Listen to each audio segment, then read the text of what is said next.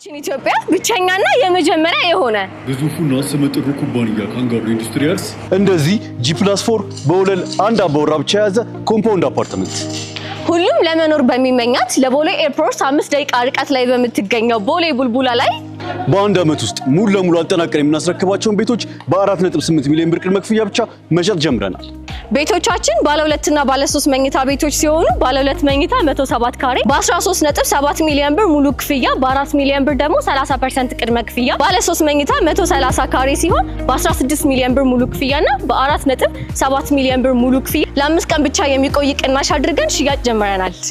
ቤቶቻችን 60 ሺህ ካሬ ሜትር ላይ ያረፈ እጅግ ዘመናዊና ደህንነቱ የተጠበቀ ግቢ ውስጥ የሚገኙ ሲሆን አሁን ላይ ለሽያጭ ያወጣናቸው በጣም ውስን ቤቶች ናቸው። ሳያመልጣችሁ ለመግዛት ከስር ባለው ስልክ ደውሉልን።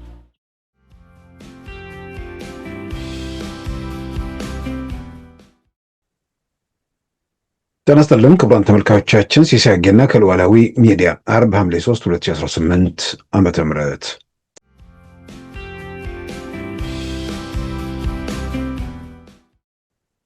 አንደኛው አቶ ገዳይ ዘርአጽዮን ናቸው፣ የህዝባዊ ወያኔ ሓርነት ትግራይ መስራች። ሌላኛው ደግሞ ጀነራል ተፈራ ማሞ ናቸው። እነዚህ ሰዎች ሁለቱም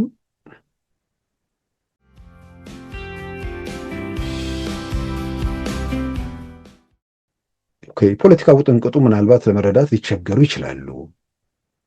ወታደር ናቸው። ግን እንዴት በዛ ሰዓት ፋኖን ሄዶ ይቀላቀላሉ? ኦሬዲ እያበቃ ያለ ነገር ምንም እንደማይመጣ እየታወቀ ይህ እንዴት መረዳት አልቻሉም የሚል ነገር ስናነሳ አይ ምንም እንደማይመጣ ያውቀዋል፣ ግን በድርድር የሚፈታ ነገር ከሆነ በድርድር ይፈታል ብሎ ያምናል። በድርድር ሲፈታ አዲስ አበባ ቁጭ ብለው ሲደራደሩ ከሚያይ እዛ ውስጥ ሆኖ የድርድሩ አካል ሆኖ ቢመጣ የተወሰነ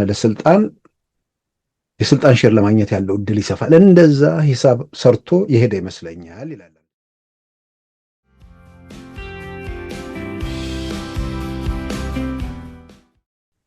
ህብረተሰብ የተፋው፣ አመራሩ የተበተነ፣ ሁሉ ነገሩ የሌለ ዶክተር ደብረጽዮንና የተወሰኑ ሰዎች ስላሉ ህወሓት ከዚህ በኋላ አለ በህግም የለም በተግባርም ግለሰቦች ናቸው በአሁኑ ደረጃ ያሉትና ህወሓትን ማጥፋት አይቻልም። ህወሓትም አይናችን እያየኩ እየተነነ ነው።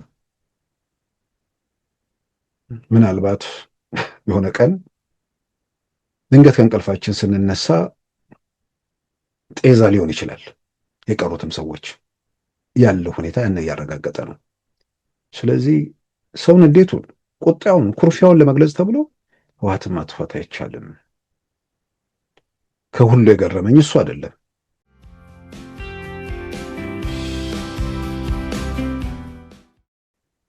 ስልጣን ይፈልጋሉ፣ በላምን ይፈልጋሉ። የውጭ ሀገር ደግሞ ፓስፖርታቸውን እሱን ደግሞ መልቀቅ አይፈልጉም። በህግ የተቀመጠ ነገር አለ ኢትዮጵያ ውስጥ የኃላፊነት ቦታዎች ላይ ለኢትዮጵያን የተተወ ነው የፖለቲካ ኃላፊነቶች።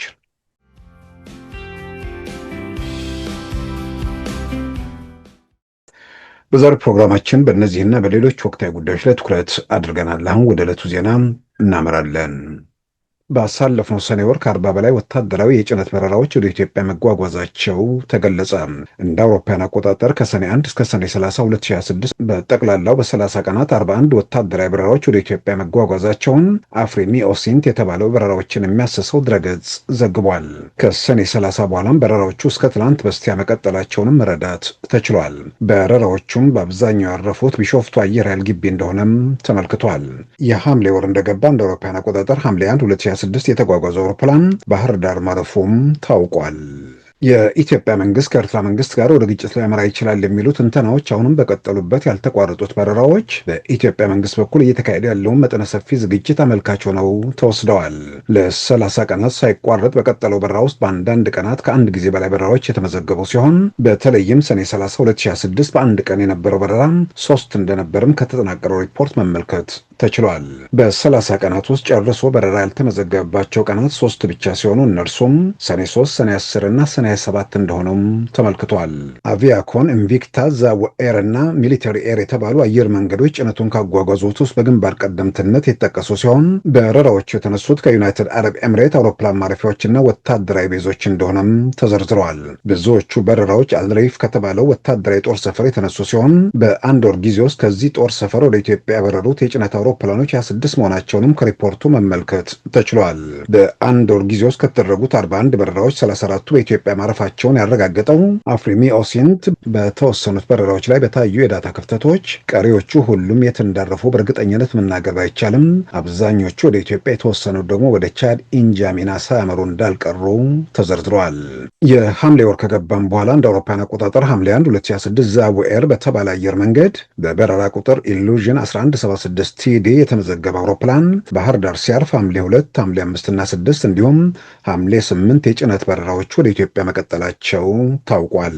የኢትዮጵያው ጠቅላይ ሚኒስትር ዶክተር አብይ አህመድ ሐሙስ ሰኔ 30 2018 በኢትዮጵያ ፓርላማ በሰጡት ማብራሪያ የኤርትራና የህወሓት ትብብር ከሱዳን ጋር መቀናጀቱ መንግስታቸውን እንደማያሳስበው መግለጻቸው ይታወሳል። እንኳን ሻዕቢያና ወያኔና ሱዳን ሌላም ቢጨመር በኢትዮጵያ ሉዓላዊነት ቅንጣት ታክል ስጋት የለም። ቅንጣት ታክል። የኢትዮጵያ ጦር ኃይሎች ጠቅላይ ኤታማዦር ሹም ፊልድ ማርሻል ብርሃኑ ጁላም ባለፈው ቅዳሜ በመከላከያ ኮሌጅ የምረቃ መርሃ ግብር ላይ ስለ ኢትዮጵያ ሀገር መከላከያ ሰራዊት ዝግጁነት መናገራቸውና ይህም በቴክኖሎጂ ጭምር የሚገለጽ መሆኑን በመድረኩ ማንሳታቸው አይዘነጋም።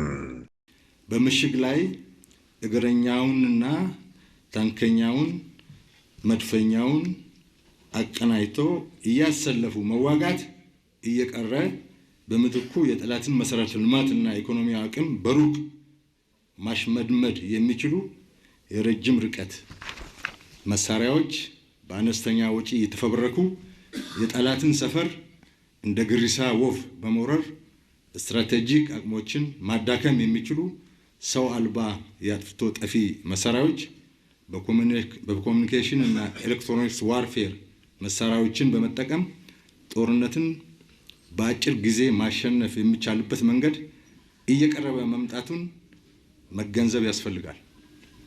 ሰው ሰራሽ አስተውሎት ከመረጃ ቅንጅት እስከ ኢላማ መለየት ያለውን የውሳኔ ሰጪነት ዑደት በማሳጠር አመቺ ሁኔታዎችን ፈጥረዋል።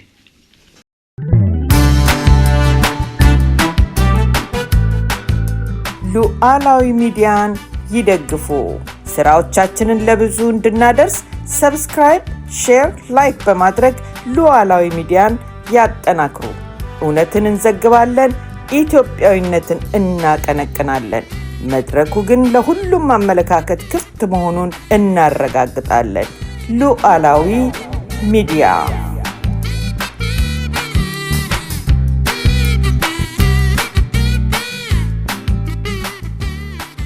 ክቡራን ተመልካቾቻችን በኢትዮጵያ ውስጥ ያሉ የጸጥታም ይሁን ሌሎች ችግሮችን ትላንት የነበሩ ዛሬም የቀጠሉ ወደ ነገ እንዳይሻገሩ በኢትዮጵያ ሀገራዊ ምክክር ኮሚሽን በኩል ዘላቂ መፍትሄ እንዲገኝ ጥረቶች መደረግ ላይ መሆናቸው ይታወቃል። የምክክር ኮሚሽኑም ለዓመታት ያደረገውን ጉዞ ወደ መጨረሻው ፍጻሜ ተቃርቧል። ወደ መጨረሻው ፍጻሜ ተቃርቧል ሲባል በአንድ ጊዜ ሁሉን ያበቃል ማለት ሳይሆን ዋና ዋና መሰረታዊ በሚባሉ ጉዳዮች ላይ ቢያንስ ህገ መንግስቱን በማሻሻል የሚሆን ህገ መንግስቱን በመቅደድ ደረጃ ወደ ጋራ ግንዛቤ መምጣት የሚቻልበት ምዕራፍ ላይ ተደርሷል። በዚህ ሂደት የሚሳተፉ በኢትዮጵያ በተለያዩ አካባቢዎች የሚኖሩ ኢትዮጵያን እንዲሁም በውጭ ሀገር የሚኖሩትም ጭምር ወደ ኢትዮጵያ ተጉዘው በመድረኩ ላይ የሚገኙበትና በኮንቬንሽን ሴንተር ጉባኤው እንደሚካሄድ ተሰምቷል። ስለዚህ በአጠቃላይ ከዚህ ከምክክር ኮሚሽን ጋር በተያያዘ ያለው ነገር ማንም ኢትዮጵያ ውስጥ ዘላቂ ሰላሟን የሚፈልግ መረጋጋት የሚፈልግ የትውልድ ቀጣይነትን የሚሻ ሁሉ ያለው ምርጫ በእጃችን ያለው ነገር የብሔራዊ ምክክር ኮሚሽኑ ነው። እሱ ላይ መጠቀም በሱ መሳተፍ አማራጭ የሌለው ጉዳይ ነው። እዛ ሂደት ውስጥ መግባት የማይፈልጉ ከዛ በተቃራኒ የቆሙ ሰዎች እንዳሉ እናውቃለን። ያ ፍላጎታቸውን በገለልተኝነት በምናምን የተለያዩ ምክንያት እየሰጡ ለመሸፋፈን ቢፈልጉም ምክክር ኮሚሽኑ ሳብንትን ህገ መንግስት መጻፍ ያለበት ወይ ደግሞ ሌላ ነገር መደረግ ያለበት የሽግግር መንግስት መስርቶ ሽግግር መንግስት ውስጥ የራሳቸውን ቦታ አደላድለው በዛ መንገድ ማለፍ አለብን የሚል ከስልጣን ጋር የሚያዙ ጥያቄዎች አሉ። ቅን ሆነው በኃላፊነት ስሜት ለሚያስብ ሰው የትኛው መንግስት በመተዓት መሰናክል ውስጥ አልፎ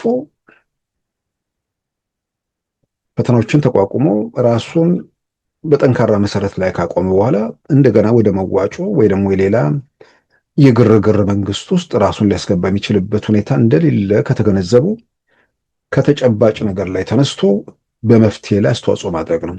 ስለዚህ የሽግግር መንግስት የሚባለው ነገር ለአንዴና ለመጨረሻ ጊዜ ያበቃ መሆኑን የብልጽግና ፓርቲ አመራር ወይ ደግሞ የኢትዮጵያ ፌዴራል መንግስት አካል መሆን አያስፈልግም። ማንም ጤነኛ ሰው ዝም ብሎ ነገሮችን ሲገመግም በቀላሉ ይረዳዋል። በመሰናክል ውስጥ የነበረውን 2010 2011 የነበረውን ቀውስ የሚያስታውስ ሰው 2012 2013 እያለ የመጣውን ነገር የሚገነዘብ ሰው ዛሬ ባለንበት ሁኔታ ውስጥ የትኛውን መንግስት ያረጋጋሁትን መሰረት ያሰስኩትን ነገር እንደገና ላፍርሰውና ወደኋላ ልመልሰው የሚልበት ምንም መጥራዊ ምክንያት የለም። ከምንም በላይ ደግሞ ለኢትዮጵያ ወሳኙ ምርጫ ነው። ለሁላችን ለውጭ ያለ ኢትዮጵያን ብቻ ሰው ሌላው። ስለዚህ ምርጫ ተደረገ። ምርጫን በተመለከተ በዚህ በኩል ብልጽግና ፓርቲ አጭበረበረ የሚባል እስካሁን ሰምተን አናውቅም። ያለው ምርጫ እሱ ነው። እዛ ጋር ልዩነቱ ምንድን ነው? ፓርቲዎቹ በተገቢው ባለመዘጋጀታቸው፣ በአብዛኛው የሽግግር መንግስት ላይ ተጠምደው በመቆየታቸው በበቂው ገዢውን ፓርቲ መፈተን የሚችሉበት እድል አልነበረም። በዛ በኩል የተፈጠሩ ክፍተቶች አሉ። ያ እንዳይሆን የዛሬ 5 ዓመትም የሽግግር መንግስት እያሉ የነበሩ ሰዎች ከ5 ዓመታት በኋላ የሽግግር መንግስት ማለታቸው አይደለም የሚገርመው።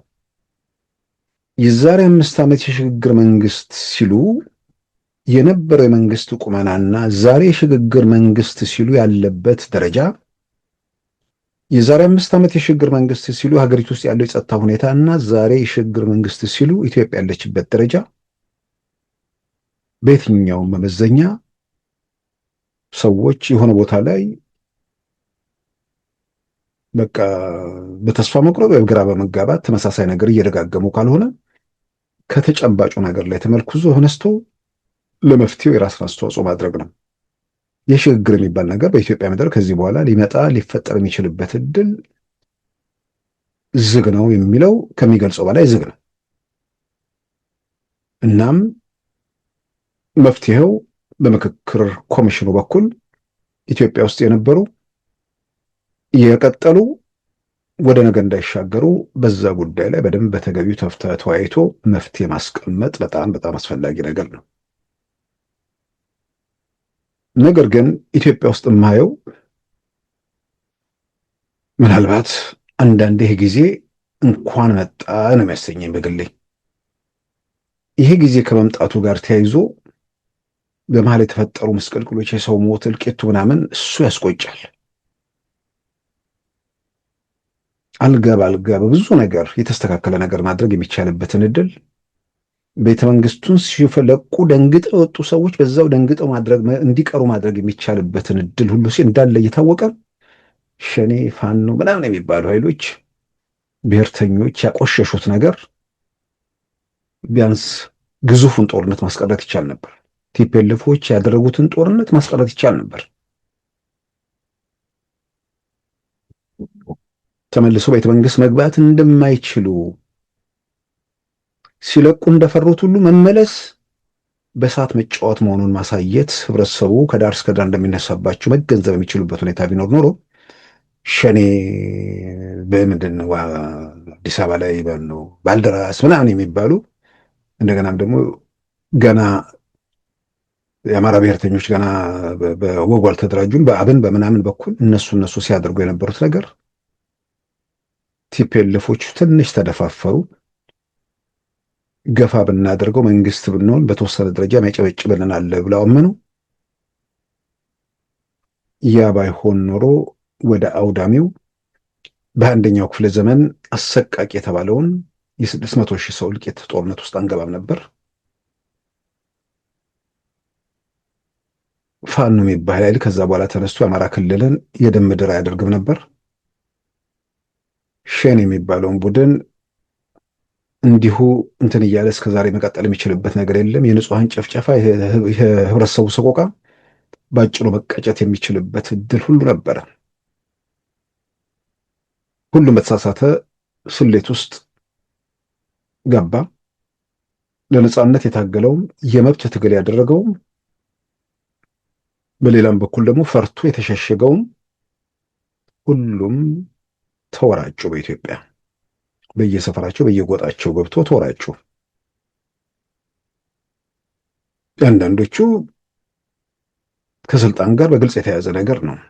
ራሳቸውን ይህን ያህል ዘመን በዚህ ሂደት ውስጥ አለፍን፣ በኋላ የሆነ ቦታ ላይ ራሳቸውን ሲያገኙ ምንም ነኝ የሚል ነገር ውስጥ ገቡ።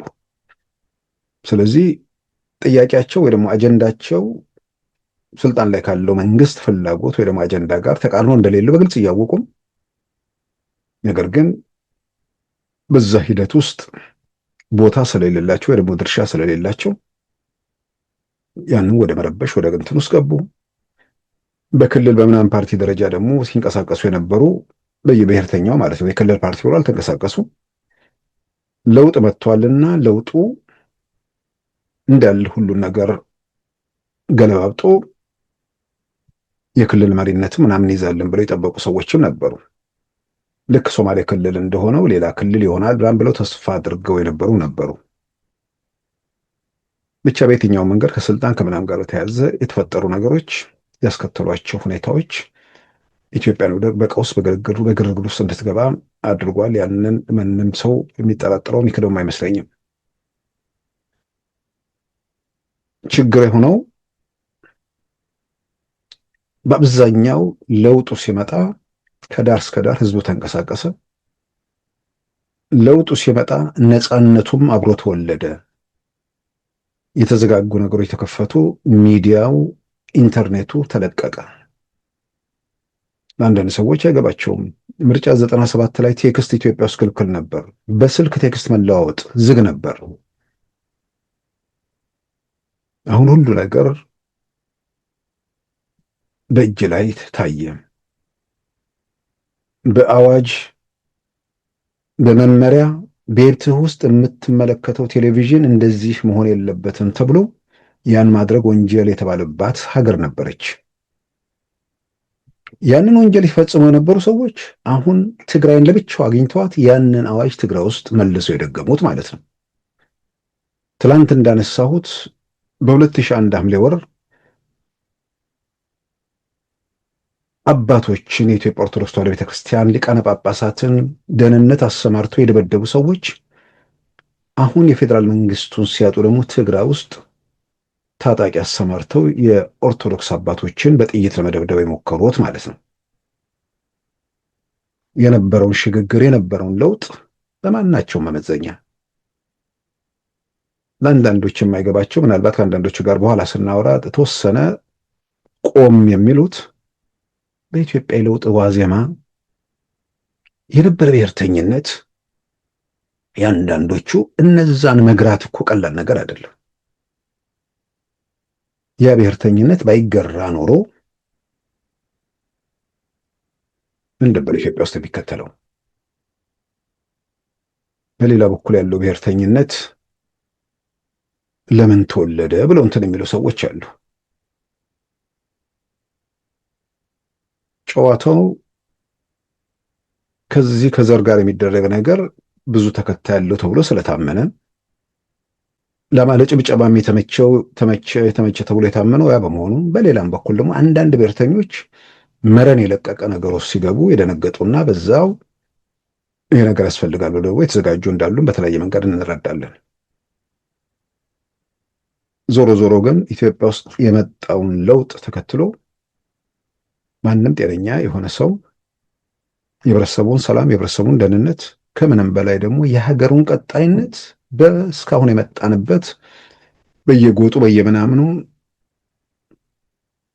ይሄ ኮንፌዴሬሽን አይነት ያለው አሰራር ወደ እውነተኛ ፌዴሬሽን የሚቀየርበት መንገድ ላይ ጉዞ ሲጀመር አህዳዊ ስርዓት መጣብን የሚሉ ሰዎች ጋር መተባበር፣ አህዳዊነት ብለው ድምጻቸውን የሚያሰሙ ሰዎች ሲረብሹ ከነርሱ ጋር መተባበር፣ እነዚህ ነገሮችን ቆም ብሎ ላየ ለመረመረ ሰው የትኛውም ወገን በአብዛኛው የሚነሳው ተቃውሞ ከስልጣን ጋር እንደሆነ ይገነዘበዋል። አሁን በዋናነት ይህን ነገር መልሼ እንዳነሳው ግድ የሚለኝ ሁለት እየተቆረጡ የሚለቀቁ ነገሮች አሉ። ከዛ ውጭ አንዳንድ ሰዎችን ከምሬ ነው የምለው፣ አንዳንድ ጀነራል ከሌ አቶ ከሌ የሆነ ወቅት ትሰማቸዋለህ። ከዛ በኋላ ምንም እንደሆኑ ስለምታረጋግጥ መልስ አሰማም። ምንም የተለየ ሀሳብ አመጡ። የማትጠብቋቸው ሰዎች በሀሳብ ወርደው እስከዚህ ድረስ መውረድ ይቻላሉ እስክንልና እስክንታዘባቸው ድረስ ሲወርዱ አየንና ምንም ነገር ስለማይገኝባቸው ወይንም ምን ይሆን ምክንያታቸው የሚለውን ነገር ለመስማት የመጀመሪያ ሁለተኛ ይሰማል። ከዛ በኋላ ብሶት ብቻ ሲሆንብህ፣ ከዛ በኋላ ለቅሶ ብቻ ሲሆን፣ ሙሾ ብቻ ሲሆን፣ ችግሩን መንገር ሳይሆን ጩኸቱ ዝም ብሎ ሲበረክት ተበደልኩ የሚለውን አብረው የሚያረግዱ ሰዎች ፍለጋ መሆኑ ስትረዳ ከነዛ ሰዎች ጋር ያለ ነገር ያበቃል። ነገር ግን ይሄ የቴክኖሎጂው ነገር ሰው እየተገረመም እየቆረጠ ምንም ይበትናል። አንደኛው አቶ ገዳይ ዘርአጽዮን ናቸው፣ የህዝባዊ ወያኔ ሓርነት ትግራይ መስራች። ሌላኛው ደግሞ ጀነራል ተፈራ ማሞ ናቸው። እነዚህ ሰዎች ሁለቱም ኢትዮጵያ ውስጥ ተደብቀው ለውጡ ሲመጣ ፊት መሪ እንሆን ያሉ አይደሉም። ይነስ ሚዛ በየራሳቸው አስተዋጽኦ ሲያደርጉ የነበሩ ሰዎች ናቸው ኢትዮጵያ ውስጥ ለውጥ እንዲመጣ። ይሄ ፈርቶ ተሸሽጎ ምናምን ኖሮ ድንገት ነፃነት ሲመጣ ያዙኝ ልቀቁኝ የሚለው ብዙ ጊዜ የሚገርመኝ እነሱም ይገርመኝ የለም። እነዚህ ግን አይደለም። አቶ ገዳይ ዘርአጽዮን ታንድ በሚባለው ዶክተር አረጋይ በርሄ በሚመሩት የትግራይ ፓርቲ በጋራ መስርተው ምናምን በየመድረኩም ሲናገሩ ድምጻቸውን ሲያሰሙ የነበሩ ሰው ናቸው። ቲፒኤልኤፍ ወደ ኢትዮጵያ ማዕከላዊ መንግስት ስልጣን ሲሄድ ተከታታይ ጽሁፎች ማሌሊት ስትጋለጥ በሚል ስብስቡ ራሱ ሰዎች አሉበት ወይ ብለን እስክንጠራጠር ድረስ ሲያራክሱ የነበሩ ሰው ናቸው። በተለያየ መድረክ እነዚህን ሰዎች ሲሞግቱ ነበር። አቶ መለስ የሞቱ ዕለት ትንሽ እንደውም ከኢትዮጵያዊ ጨዋነት ወጣ ባለ መንገድ እንኳን ሞተ ብለው ቮይስ ኦፍ አሜሪካ ላይ በአደባባይ እስከ መናገር ማዕት ነገር ኢትዮጵያ ፎይ ትላለች የሰውዬ በሞቱ ምናምን ብለው የተናገሩ ሰው ናቸው። ከዛ ኢትዮጵያ ውስጥ ለውጥ ሲመጣ አብረው ገቡ። እስከ ተወሰነ ጊዜም ቆዩ። እንደ ሌሎቹ ወዲያውኑ ረብሻ ውስጥ አልገቡም።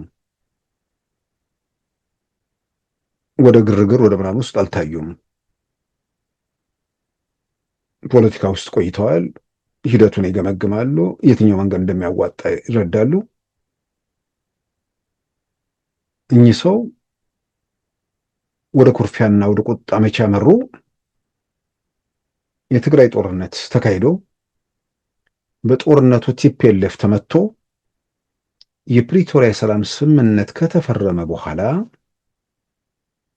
የትግራይ አስተዳደር መልሶ ለቲፒኤልኤፍ ሲሰጥ አልጠበቁም። ህወሓት ከተመታ ድራሹ ከጠፋ በኋላ እነርሱ በስደት ምናምን ያሉ ሰዎች መጥተው በትግራይ አመራር ላይ እንቀመጣለን የሚል ተስፋ ነበራቸው ማለት ነው። አሁን የተረዳሁት ያንን ነው። የፕሪቶሪያ ሰላም ስምምነት እስኪፈረም ድረስ ለውጡን ደግፈው ለውጡን ተቀብለው ከለውጡ ጋር ሲጓዙ የነበሩ ሰው ናቸው። የፕሪቶሪያ ሰላም ስምምነት ተፈረመና የትግራይ ጊዜ አስተዳደር ህወሓት እንዲቀጥልበት ሲደረግ ከዛ በኋላ ወደ ኩርፊያ ሄዱ። እሳቸው ያኮረፉበትና ፋኖ መተኮስ የጀመረበት ጊዜ እኩል ሆነና መጀመሪያ ያንን ኢንተርቪው ሳይ በግሌ ደነገጥኩኝ ነው የምለው። ፋኖ ኢትዮጵያ ውስጥ መንግስት ይለውጣል ብለው ሲቀሰቅሱ አየው። ሰው በዚህ ደረጃ ይናደዳል ወይ በዚህ ደረጃ ይታመማል? መንግስት ዝም ብሎ የሆነ የእምቧይ ካብ ነው? ያልተደራጀ ዝም ብሎ በየሰፈር የሚተኩስ ቡድን መንግስት የሚያፈርሰው? ሰዎች ሲናደዱ ይሄ ዝም ብሎ መንጋውን ብቻ ሳይሆን ሌላው ሰው ይታዘበኛል የሚልም ነገር አብሮ መምጣት አለበት። እኚህ ሰው ተሳስቶ ነው? እሳቸው ናቸው ወይስ እንዳሁኑ ኤአይ ነው እስክንል ድረስ ነው? ምክንያቱም አንድ ሰው የሆነ ምንድን ነው በደንብ ማኖ ከነካ በኋላ እንትን ውስጥ በደንብ ማጥ ውስጥ ሲገባም ብታይ አትገረምም። ለመጀመሪያ አንደኛ ሁለተኛ ላይ ትንሽ መደንገጥ ይመጣል። ፋኖ ምናምን እያሉ ሲያጨበጭቡ ገረመኝ፣ ተደነኩም። የኩርፊያ ውጤት የንዴት ምላሽ እንደሆነ ለመረዳት ከባድ አልነበረም። ግን ለእርሳቸው በቀላሉ ኩርፊያቸውን መሸሸጊያ ወይ ደግሞ ለቁጣቸው ማምለጫ ወይ ደግሞ መደበቂያ ይህን የፋኖ ምናምን ነገር ከማድረግ ስልጣን ላይ ያለው መንግስት በወቅቱ ወደዛ አይነት አማራጭ ለምን ገባ? ቢያንስ ቲፒኤልኤፍ ህገወጥ የተባለውን በህገወጥ መንገድ ያደራጀውን እንዲፈርስ ተወስኗል። መሳሪያ ለመፍታት ቃል ገብቷል። ቀን ተቆርጧል።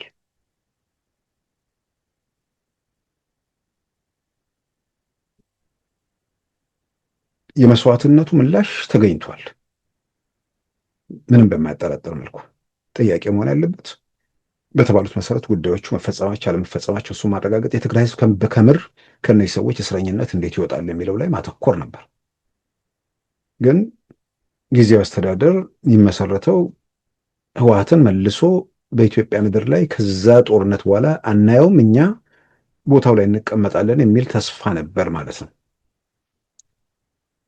ግምቱን ወይ ደግሞ ጥርጣሬውን የሚያጠናክሩት ነገር ከዛ በኋላ ያሉ ነገሮች እጅግ በጣም ለማመንና ለመገመት ከሚያስቸግር በላይ ሰዎች በንዴት በቁጣ ይደረስ እንደሚሄዱ አየን።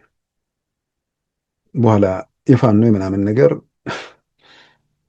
ያው የህፃን ጨዋታ የሆነ መምጣቱን ሲያውቁ መጀመሪያውንም ለዛ ደረጃ የሚጠራጠሩ አይመስለኝም። ለጊዜው ግን ለሙቀቱ ይጠቅማል ብለው አደባባይ ወጥተው የሆነ እንትን አደረጉ። ግን እኔ ለእሳቸውን ብቻ ሳይሆን ለማንም ሰው የሆነ እንቅስቃሴ መሪ የሌለው እንቅስቃሴ እንደውም ያ እንቅስቃሴ የሚመራበት አካባቢ ላይ ስርዓት አልበኝነት የመንገስ ዕድሉ ሰፊ ስለሆነ ያ ነገር ነው ማንም ሰው ጤነኛ ሰው ላይ ያሳስበው የሚገባ። አሁን የምናየው ነገር ያን የሆኑ መገመት የሚቻልበት ነው። ወደ ተራ ሽፍትነት በየቦታው የተደንትን ያለ ነገር እና እኚህ ሰው አሁን ድምፀ ወያኔ እሳቸው ላይ እንትን ያለውን ዜና ወዲ ሻምበል ሲያቀርብ አይቼ ከዛ በኋላ ድምፀ ወያኔ ላይ ሄድኩኝ። አንደኛ ድምፀ ወያኔ ማለት የህዝባዊ ወያኔ ሓርነት ትግራይ ልሳን ማለት ነው። ግደይ ዘርአጽዮን የሚባሉ ሰው ህወሓት ገጽ ላይ ራሱ መለጠፋቸው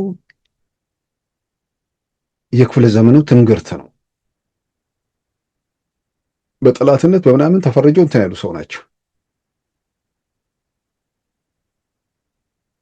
ቁም ነገሩ እሱ አይደለም። ቁም ነገሩ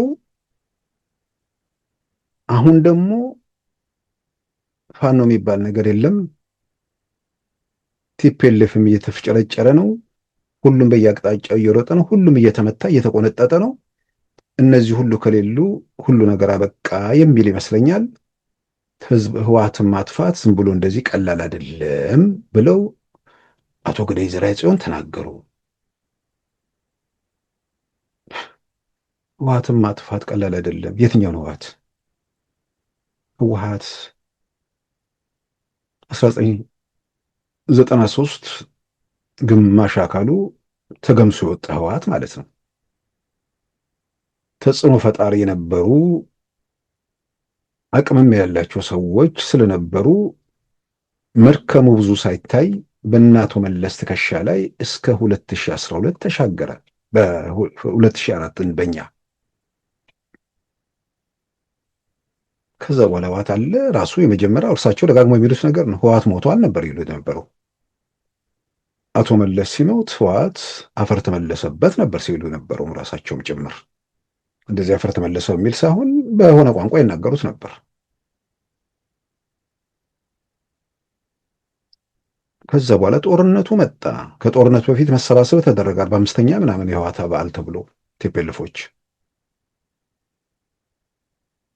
የወጡትም ምን ያሉትም ምናምን ለማሰባሰብ ተሞከሩ። በነገራችን ላይ የጦርነት ዝግጅት አልነበረም ብሎ አንዳንድ ያው ዛሬ ላይም አሁን አልፎ አልፎ ሰዎች ይናገራሉ። አንዳንድ የቆሙ ሰዎች አሉ ወይ ደግሞ ግራ የገባቸው 45ኛ ተብሎ ሲሸላለሙ 1993 ዋስ ሲከፈል የወጡት ሰዎች ሁሉ መቀሌ ሄደው መሸለማም ከተደረገ በኋላ ጥሪ ተደርጎ አብረን እንታገል የሚል ጥሪ ቀርቦ ለሰላም እንጂ ለጦርነት አብሬ አልሰለፍም ብያለሁ ብሎ እኮ አቶ ገብሩ አስራት ገና በጦርነቱ መሃል ያንን ለአልአይነ ለተባለው የኤምሬት ጋዜጣ ላይ በአማርኛ ቋንቋ ቃለ ምልልስ ወጥቶ እኮ አንብበናል። ጥሪ ቀርበው ነበር፣ ለመዋጋት ተዘጋጅተው ነበር። መጀመሪያው ነው ለመዋጋት ዝግጅት ተደርጎ ነበር በቲፒኤልኤፍ በኩል። ያኔ ተሰባሰቡ። ከዛ በኋላ ውጊያ ውስጥ ተገባ። ተሰባስበው ትንሽ መልሰው ህይወት ለመዝራት አይነት ሙከራ ነበር። ጦርነቱ ቢያንስም ይነስም ይብዛ መስራች የሚባሉትን ዋና ተዋናይ የሚባሉትን ከእናቶ ገዳይ ዘርአጽዮን ጋር ህወሓትን የመሰረቱትን አቶ ስዩምን፣ አቶ አባይ ፀሐይን ጦርነቱ አሳጣ። የፓርቲው ምልክት ተደርገው የሚወሰዱት አቶ ስብሃት ነጋ ደግሞ ተማርከው በሰንሰለት ታስረው አዲስ አበባ ገቡ። ብዙ ምዕራፍ አለፈና ጦርነቱ ቲፒኤልኤፍ ተከበበ። መቀሌ ላይ አድዋ ምናምን እየተባሉ ከተሞቹ በቁጥጥር ስር እየዋሉ መጡ። መፈናፈኛ ጠፋ። ከዛ በኋላ የፕሪቶሪያ ሰላም ስምምነት ተፈረመ።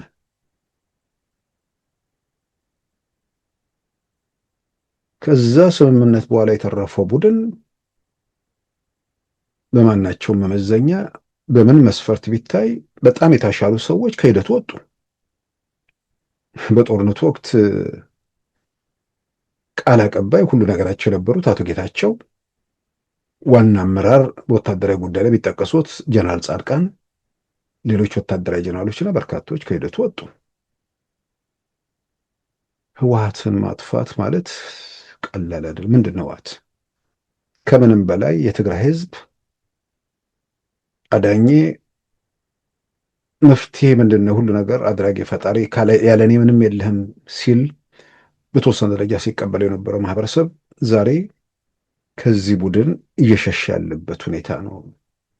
ህብረተሰብ የተፋው፣ አመራሩ የተበተነ፣ ሁሉ ነገሩ የሌለ ዶክተር ደብረጽዮንና የተወሰኑ ሰዎች ስላሉ ህወሓት ከዚህ በኋላ አለ። በህግም የለም በተግባርም ግለሰቦች ናቸው በአሁኑ ደረጃ ያሉትና ህወሓትን ማጥፋት አይቻልም። ህወሓትም አይናችን እያየ እኮ እየተነነ ነው።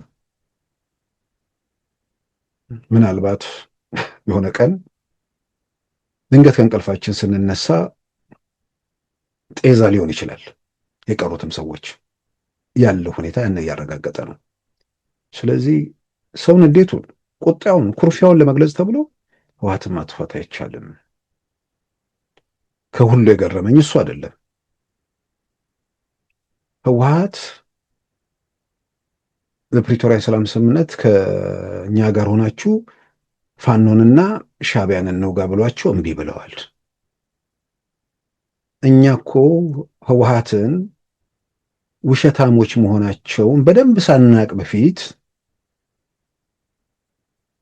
ማሌሊት ስትጋለጥ የሚል ጽሁፍ በ1991 በፈረንጆቹ በተከታታይ ጽፈው ሌሎችም ስለሳ እነሱ የሚያውቁ ሰዎች እኮ እነሱ ነግረውን ነው ስለ ህወሓት መሪዎች ክፋት እኮ በደንብ ያወቅ ነው።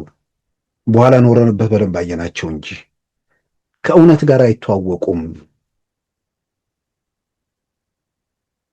ውሸታሞች ናቸው የሚለውን ነግረውን ከብልጽግና ጋር ሆነን ሻዕቢያንና ፋኖን ለመውጋት ብልጽግና አንደኛ ከሻዕቢያ ጋር ያኔ ለማን መዋጋት እንደሚፈልግ አይገባኝም። ሁለተኛ ፋኖት መተኮስ ጀምሯል። ቢኤም እና ታንክ እና ሚሳኤል ይዞ የነጣውን ኃይል አስታክሶ ፕሪቶሪያ ወስዶ ያስፈረመ ቡድን መንግስት ፋኖን ለመውጋት ያልተደራጀ ስብስብን ለመበተን ምን እንትን ያስፈልገዋል? ምን ድጋፍ ያስፈልገዋል? አንዳንድ ስለዚህ ስለ ትጥቅ ትግል ውላምን ትንሽ ግንዛቤ የሌላቸውን ሰዎች ታዲያ ለምን ቶሎ አይጨርሰውም ይላሉ። አያልቅም። ትላንት የሚያነሳው ከትላንት ወዲያ የሚያነሳው ይመስለኛል። የሽፍትነት እንቅስቃሴና ኮንቬንሽናል ውጊያ የተለያየ ነገር ነው። ስትሄድባቸው ስርቻ ይደበቃሉ። ከዛ ይሰባሰቡና ደግሞ ሰራዊቱ ሲወጣ ይተኩሳሉ። እንዲህ አይነት የሽፍትነት እንቅስቃሴን ከህብረተሰቡ ጋር ተባብረ እነዚህ ሰዎች ነፃ አውጪዎች ሳይሆኑ የመከራ ምንጭ መሆናቸውን፣ በሌላም በኩል ደግሞ እነዚህ ሰዎች መልሰው ወደዛ አካባቢ ቢደርሱ ጥቆማ ቢሰጥ ወይ ደግሞ የሆነ ነገር ቢያደርግ መልሰው መጥተው አደጋ እንደማያደርሱበትና ዘላቂ ዋስትና እዛ ሰፈር እንደማይደርሱ የተጠናከሩ ሚሊሻዎች መኖራቸውን የሚያረጋግጡ ስራዎች ከመስራት ጋር እያያዝ ነገር ነው። የት ነበርን? ዛሬ የት ነን? አንድ ወቅት ፎቶ መነሳት ዞን ከተማ ላይ ፎቶ ይነሱ ነበር። ገብተው ፎቶ ተነስተው ይወጡ ነበር። ዛሬ ለፎቶ እንኳን አልቻሉም። ይህንን ቡድን ባለሚሳይሉን ባለቢኤሙን በደንብ የተደራጁትን ሰዎች ያስታገሰ ኃይል እነዚህን ለመውጋት ሻዕቢያ ህወሓትን ፍለንትን ጠየቀ። የሆነ እንኳን በእርግጠኝነት ይህንን አቶ ጉዳይ ዘራጽዮን አያምኑ፣ ግን ገበያ ላይ ያለው መንጋው ምንም ነገር ስለማይጠይቅ ይወስደዋል። ግን ለዛ ለመንጋው ሳይሆን ትንሽ የሚያውቃቸው ምናምን ሰው በዚህ ደረጃ ምነካው የሚል ነገር ይኖራል። ምናልባትም የተወሰኑ ሰዎች ይደውሉላቸዋል ብዬም አምናለሁ። በዚህ ደረጃ ሰዎች ንዴታቸውን እንትን ሲሉ በጣም በጣም ይገርመኛል። እና ህወሓት ማጥፋት አይቻልም። ኦልሬዲ ትግራይ ህዝብ እያጠፋው ስለሆነ ሂደቱንም በደንብ አይተነዋል። ሸኔን ለመውጋት ፋኖን ለመውጋት የኢትዮጵያ ፌዴራል መንግስት የህወሓት ድጋፍ በመጀመሪያ ውጊያው ስለምን አስፈለገ? ገና እኮ እንትን ያላሉ ናቸው። ቶሎ ቶሎ ቆንጥጦ አደብ ማስገዛት ነው። ምን ትርግ ያስፈልግ ነገር አለ? እና ብዙ ጊዜ ላለፉት 8 ዓመታት በመጣንበት መንገድ ላይ በደንብ ያየሁት ያስተዋልኩት አንዳንዶች እንትናቸው እረዳለሁ። ለለውጥ ታግለን ምን ብለን እነዛው የነበሩት ሰዎች ናቸው በአብዛኛው የሚታዩት የሚል ነገር አለ። አዳዲስ ስም ሂደት ውስጥ የገባለ አንዳንዴ ደግሞ ተቃውሞ ምናምን ዘረኛው ሲበረታ የኔን ዓላማ የኔን ፍላጎት የያዘ ኃይል ነው ካልክ በደንብ ከእሱ ጋር መቆም ነበረብህ። ሀገር ሲናወጥ ዘረኛ ከየአቅጣጫው ሲፈነጭ ጸንቶ ቆሞ እንትን ቢባል ኖሮ ምናልባት እድሉ ሰፊ ይሆን ነበር ብዬ አምናለሁ። በዛ መንገድ ላለፉ ሰዎች ግን ፈሩ፣ ደነገጡ፣ ሸሹ ወይ ደግሞ አኮረፉ። አንዳንዶቹ ደግሞ አስገራሚ ነገር ነው። ኢትዮጵያ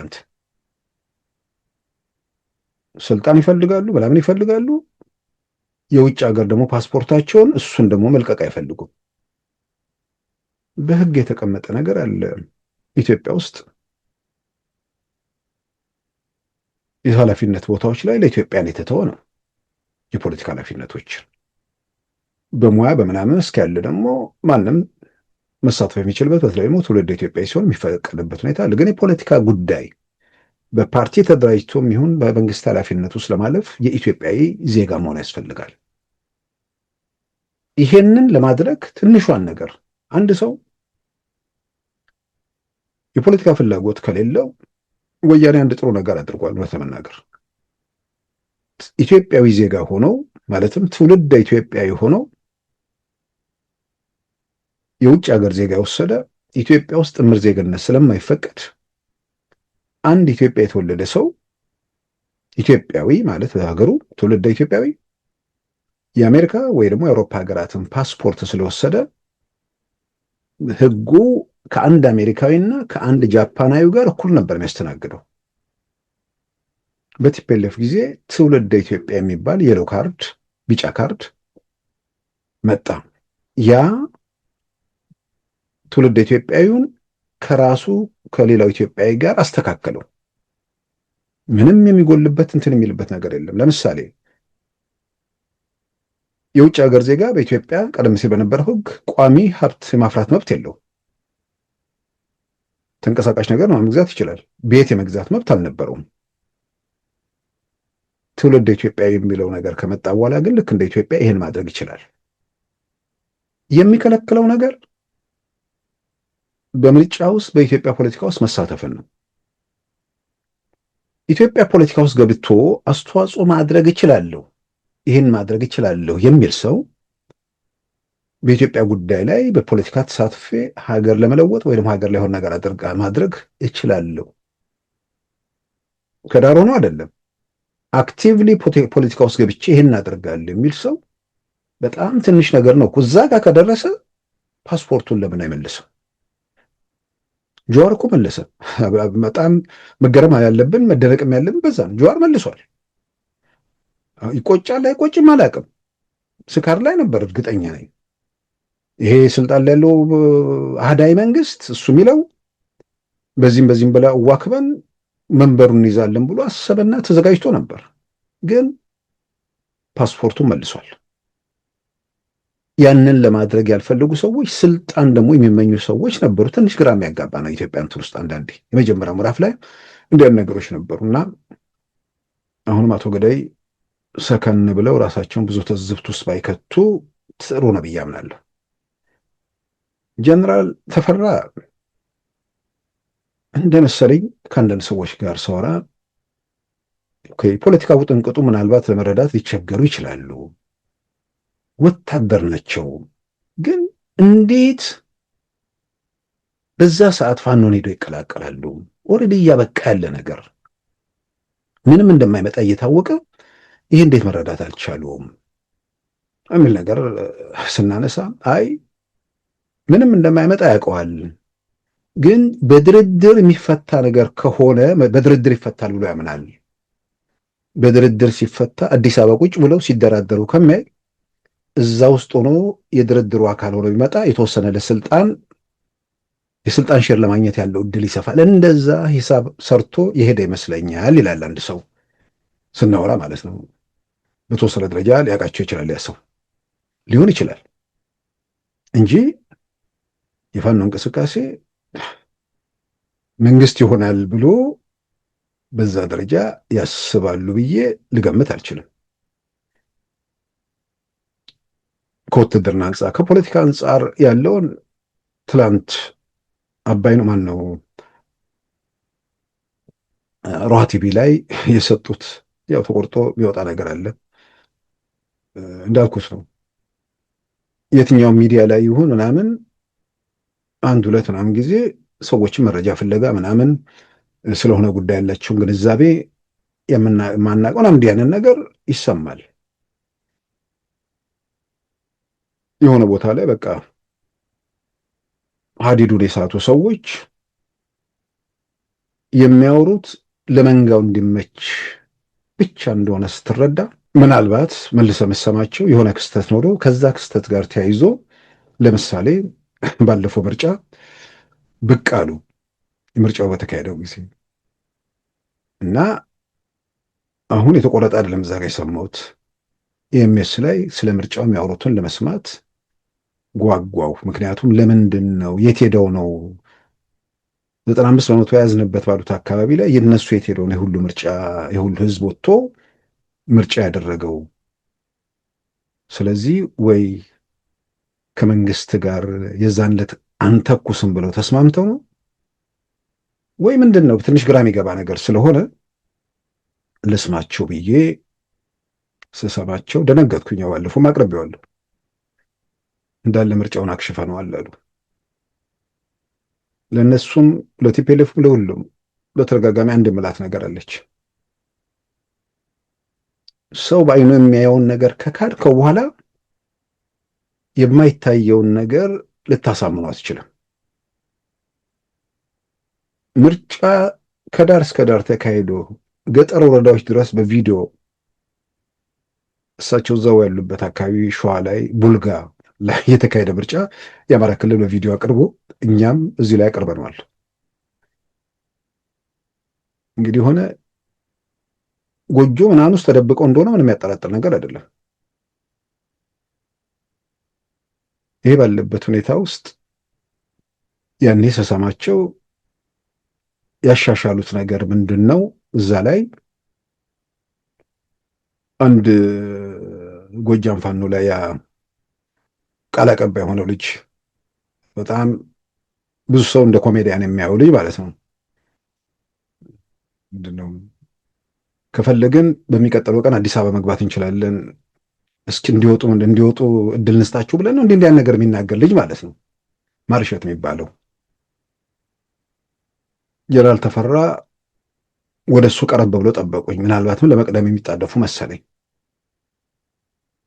በሌላ በኩል ደግሞ የስድብ መዓት፣ ብዙ ጊዜ ስድብ ያው የለ የተስፋ መቁረጥ የንዴት እንደሆነ አሁን እያየን ነው፣ እየተረዳን ነው በአብዛኛው።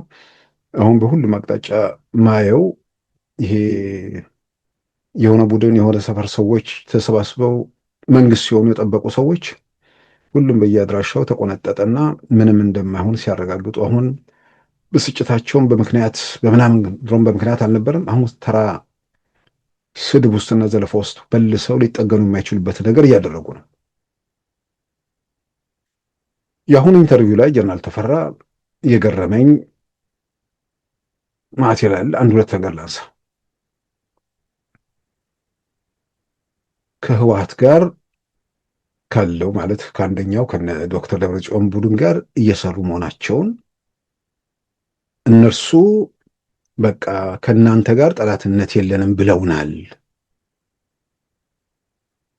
ስለዚህ ያለፉ አልፏል ብለን ከነሱ ጋር ለመስራት እንትን እያለን ነው፣ ከእናንተ ጋር አንዋጋም ብለው ነግረውናል። ቅድም ያልኩት ነገር ነው። ከውትድርና አንጻር ነገሮችን በደንብ ያውቃሉ፣ ከፖለቲካ አንጻር ግን መረዳት ይቸግራቸው የሆነ ወይ ያልኩት እዚህ ጋር በደንብ መጣና ተገለጠ።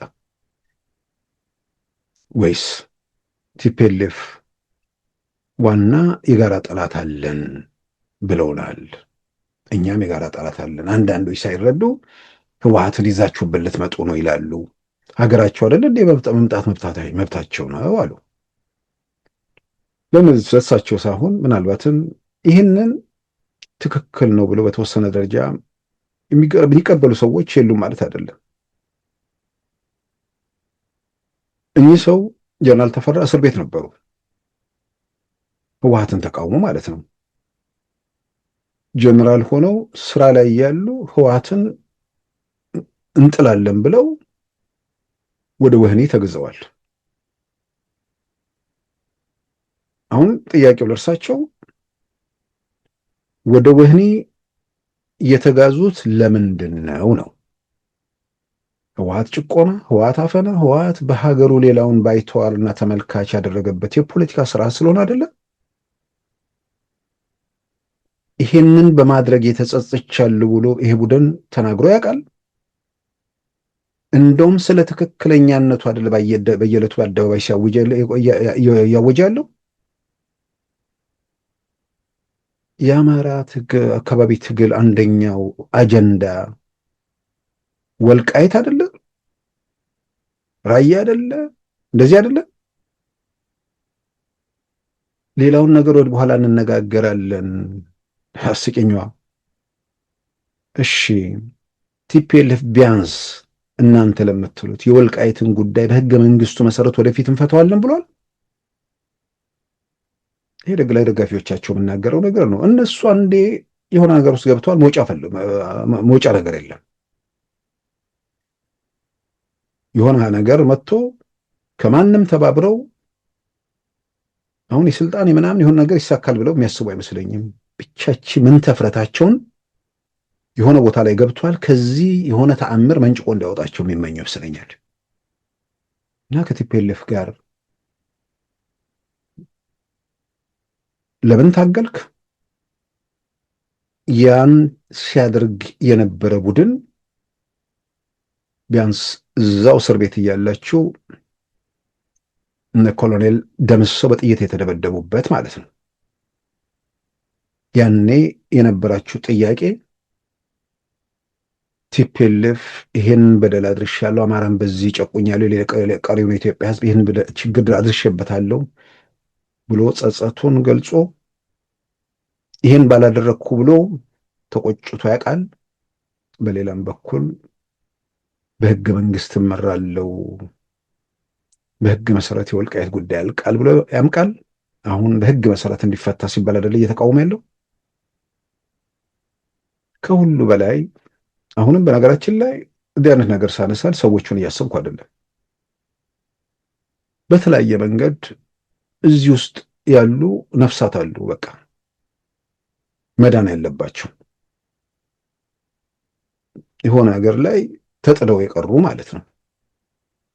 ምናልባት ተቆርጦም ይሁን የሆነ ሰው ሲሰማ በተወሰነ ደረጃ ይጠይቃል ብዬ አስባለሁ። የጋራ ጠላት ስላለን ነው ደግሞ ይላሉ። የጋራ ጠላት ብልጽግና ነው። የጠላትነቱ ምንጭ ምንድን ነው ነው ጥያቄው። የአማራ ህዝብ የብልጽግና መንግስት ሲመጣ የተወሰደበት ያጣው የተገፈፈበት ነገር ምንድን ነው? ይልቁንም በቲፒኤልኤፍ ጊዜ የተወሰደው ነገር ተመልሷል አልተመለሰም? በሌላ በኩል ደግሞ በዘላቂነት በብሔራዊ ምክክር ኮሚሽኑ ይፈታል ተብሏል አልተባለም? የጋራ ጠላት ዶክተር ደብረጽዮንን እና ቡድናቸውን ከዙፋን ያባረረ ኃይል አለ። ስለዚህ ወደ ዙፋን መመለስ የሚፈልጉ ጠላታቸው ነው። የትግራይ ህዝብ ጉዳይ አይደለም። ጀነራል ተፈራ ወደ ኢትዮጵያ መከላከያ ሰራዊት መግባት ስለሚፈልጉ ወደዛ መግባት ስላልቻሉ ጠላት ነው። በዚህ መንገድ ጠላትነቱ ይገባኛል። ጠላት ብለው በዛ መንገድ ከፈረጁ። ከዛ ውጭ ግን የቲፒኤልኤፍ ሰጥቶት ብልጽግና ከአማራ ህዝብ ላይ የወሰደው መብት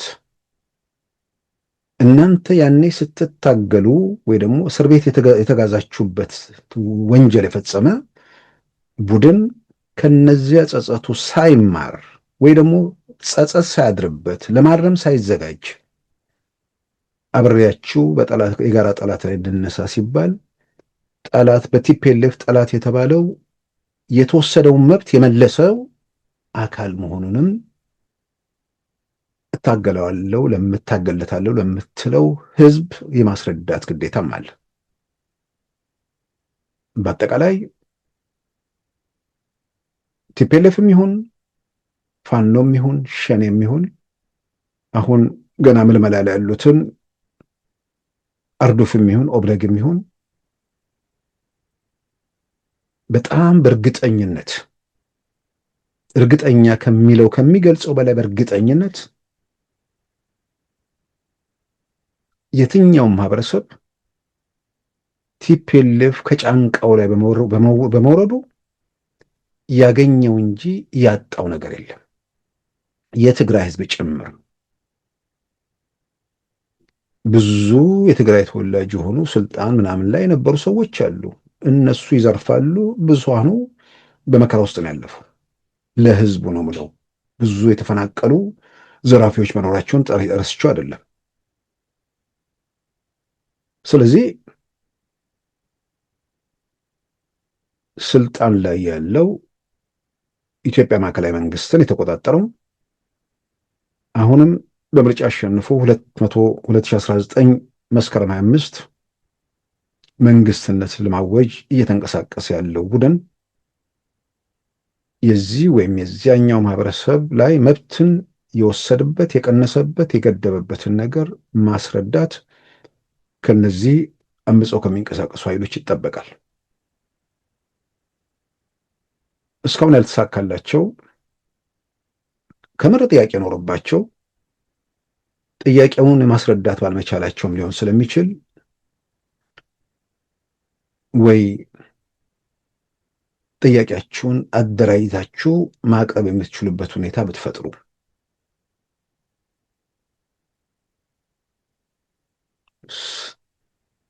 8 ዓመት ሙሉ ምንድን ነው ከለውጡ ጊዜ ጀምሮ በዚህም በዚያም በረብሻም በምንም እየባከኑ መኖር የህብረተሰቡን መከራ በማብዛት ረገድ የሚመጣ ነገር ካልበስተቀር በሁለት እግሩ መቆም ተስኖት እየተንገዳገደ የመጣ ስርዓት አሁን አይናችን እያየ ወደ ቋጠኝነት ተለወጠ። ሻዕቢያና ህወሓት ሱዳን ቀርቶ ማንም ቢመጣ የሚባል ነገር ውስጥ ተገባ። እርግጥ ነው ነገሮችን ስናነብ ስንገመግም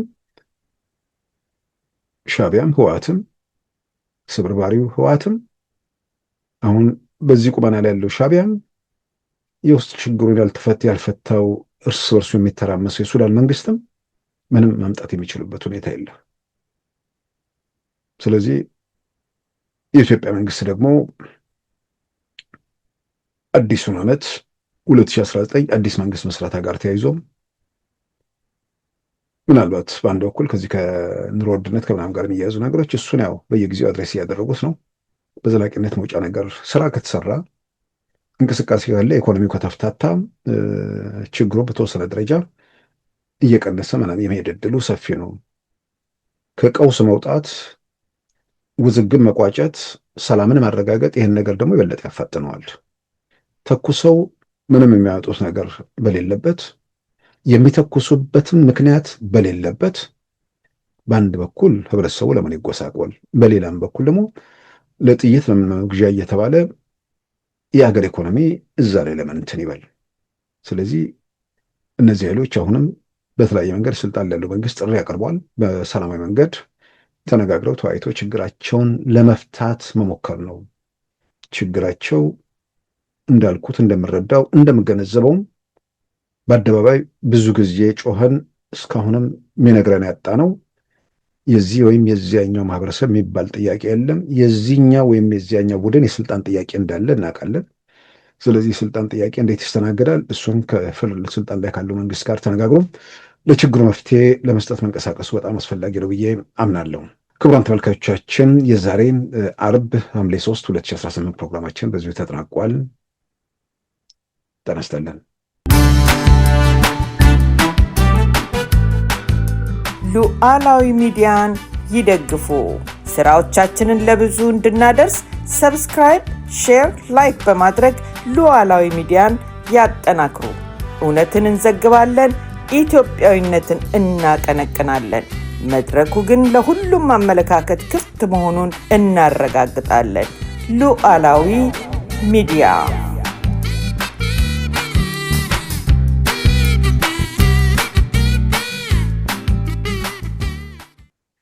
የዛሬ አርብ ሐምሌ 3 2018 ፕሮግራማችን በዚሁ ተጠናቋል። ጤና ይስጥልን።